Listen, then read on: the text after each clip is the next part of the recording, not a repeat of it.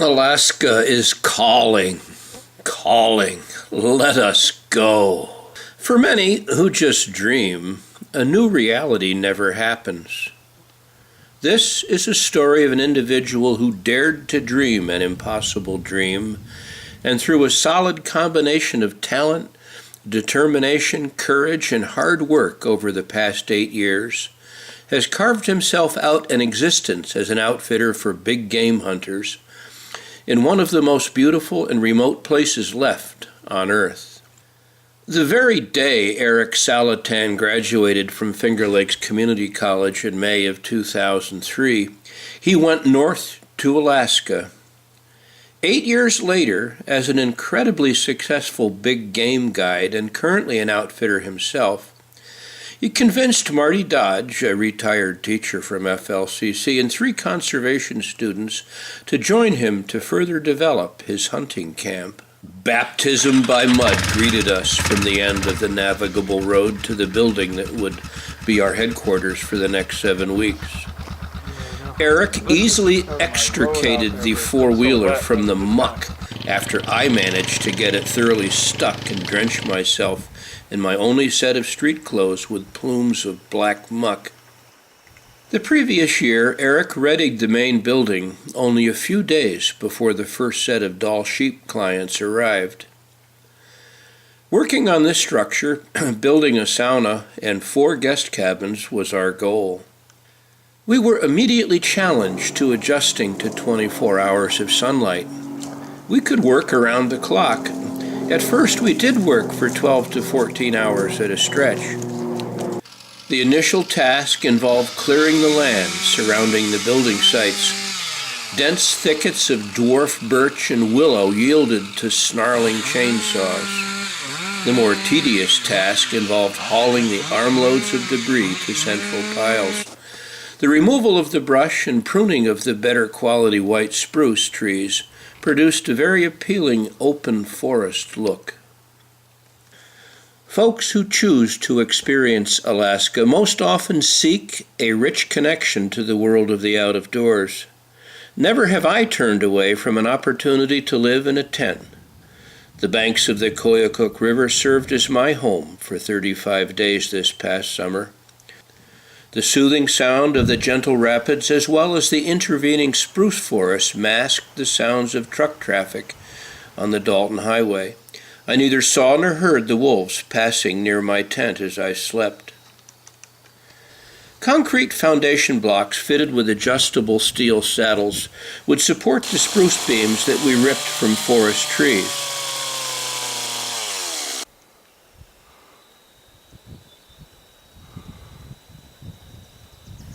Once attached to the beams, the saddle bolts would match the cement pier blocks.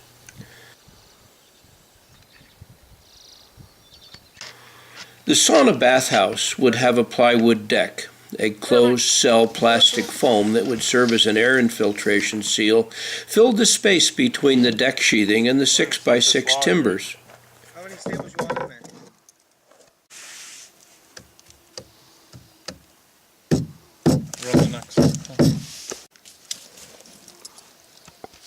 The first 19-foot 6x6 cabin log, hoisted ceremoniously into place by Erik Salitan and Marty Dodge, marked that gratifying sense of accomplishment derived from seeing the project start to take real shape. This and subsequent cabin logs cut to length take power-driven 10-inch lag bolts to anchor them in place at first through the plywood decking and then into the foundation beams, then as the walls rise into the log below.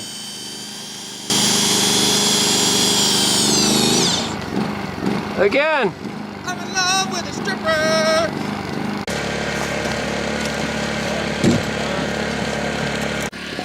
As the crew assembled the critically needed bathhouse, Erik set out to locate the 4 subsequent buildings that would house his hunting clients for the coming Dall sheep season. The initial supply of cabin logs disappeared quickly. The supplier of the several hundred more needed was unable to deliver as planned. Erik departed. He would drive 900 miles south to the Alaska Peninsula with a rental truck and a trailer to load and haul them himself before could continue the building construction. Complete with bugs running around. We paused to reflect upon mosquitoes. Done that. Now there. Looks like a 4th of July fireworks show. Marty, if you got a good shot of him, let us get your back. Yeah, So they usually. want some more? Yeah. Mosquito haven. Self-sacrifice is not essential, yet it makes for a graphic photo. Covered flesh and insect repellent are very much needed. We faced a problem. Moving enough gravel from the riverbed to support foundation piers required serious improvement of the existing four-wheeler trail. In classic Alaskan fashion, we undertook the task of moving gravel with tools and a machine at hand.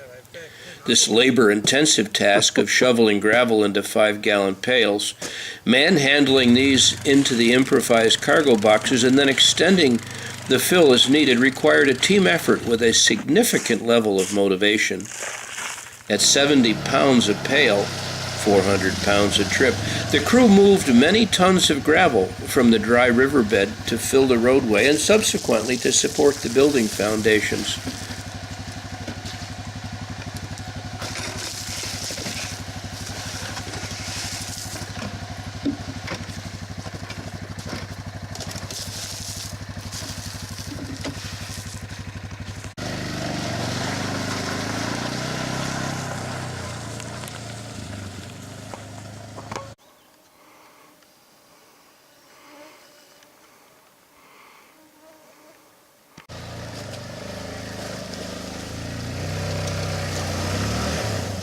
The galvanized bathtub increased the per-load capacity to almost 600 pounds.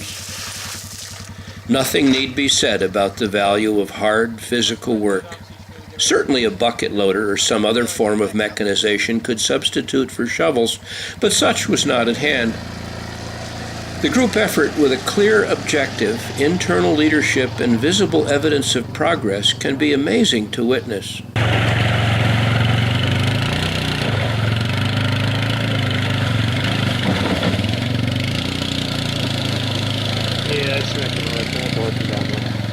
Oh.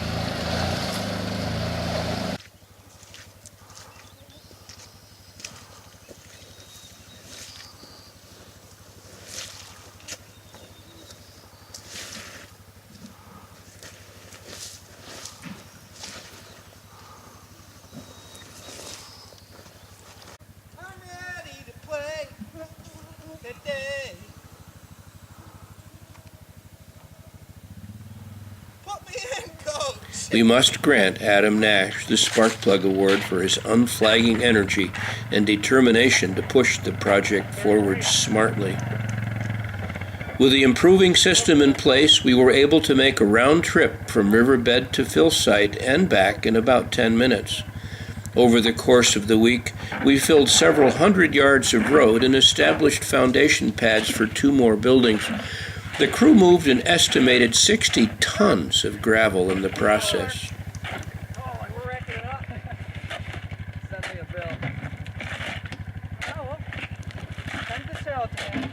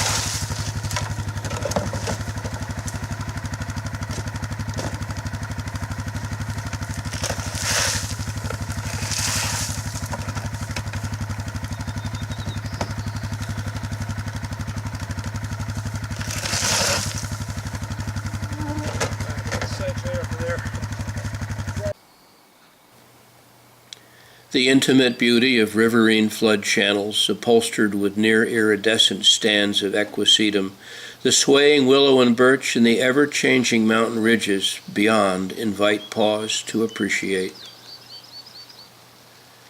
Several intense rain events toward the end of June caused the Koyukuk River to rise to near flood levels. I gazed at my tent home, looked toward the bright, drying sun, and convinced myself that the river would not rise enough to spill over the banks.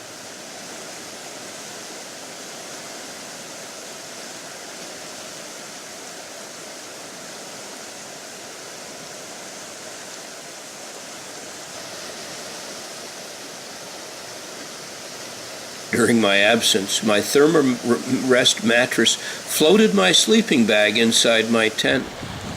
Silt deposited thickly between my ground sheet and the tent bottom. Mother Nature won again. Erik arrived with yet another huge load of building materials. The four-wheeler necessarily would haul every rafter, floor joist, cabin log, sheet of plywood, pier block, insulation bat, and hardware to the building site, as the entry road remained impassable by truck.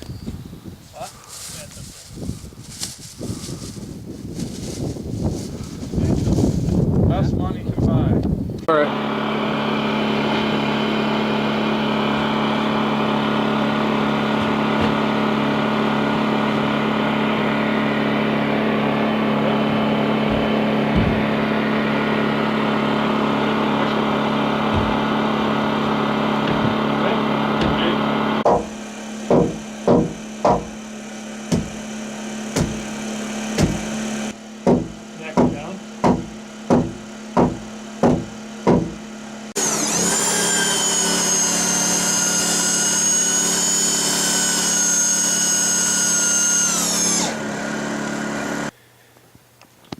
After-hour socializing occupied much time for most folks.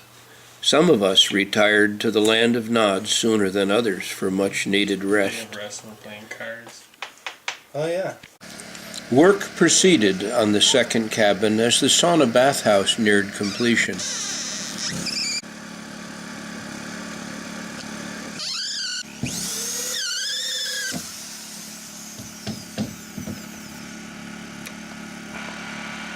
Good job with the suspenders, I love it.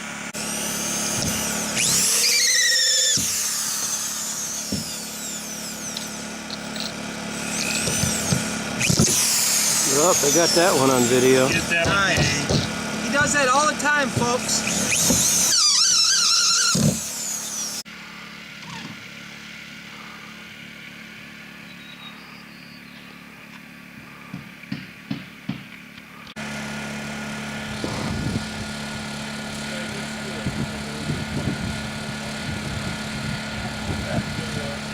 With sheathing fastened to the bottom of the 12-foot square joist and header assembly, we lagged the unit to the foundation beams, then stuffed insulation bats between the joists. Shouldn't need too much of that, Trav. Just one roll or whatever.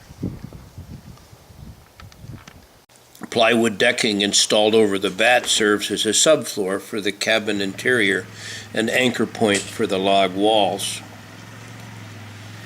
Erik intends to use these cabins early in the spring as well as into the fall. Use even during the Arctic winter will be possible with the attention given to insulation and sealing. A small wood-burning unit would keep these buildings cozy enough during below zero weather.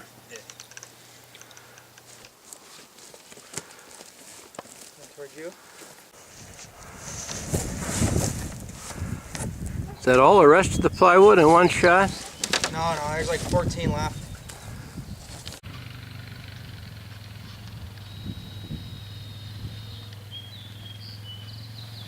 For an evening out, the gang piles into the less than completely equipped utility pickup.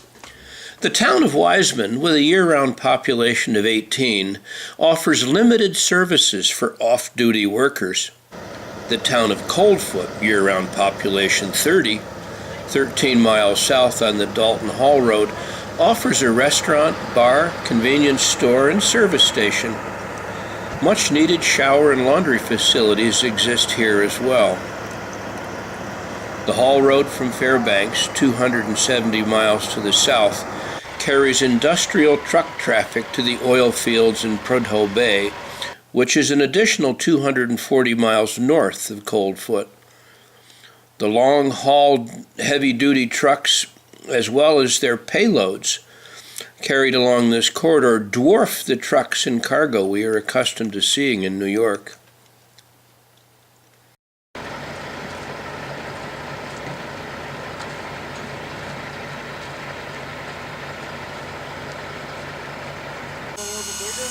Fresh building material set us into the cabin construction mode again.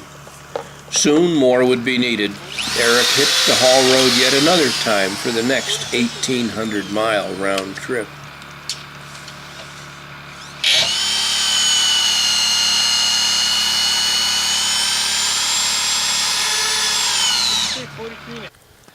What appeared to be the mother lode of all logs did not include a third again as many cabin logs. These Erik judiciously offloaded before the pavement ended near Fairbanks to avoid probable failure of either truck or trailer.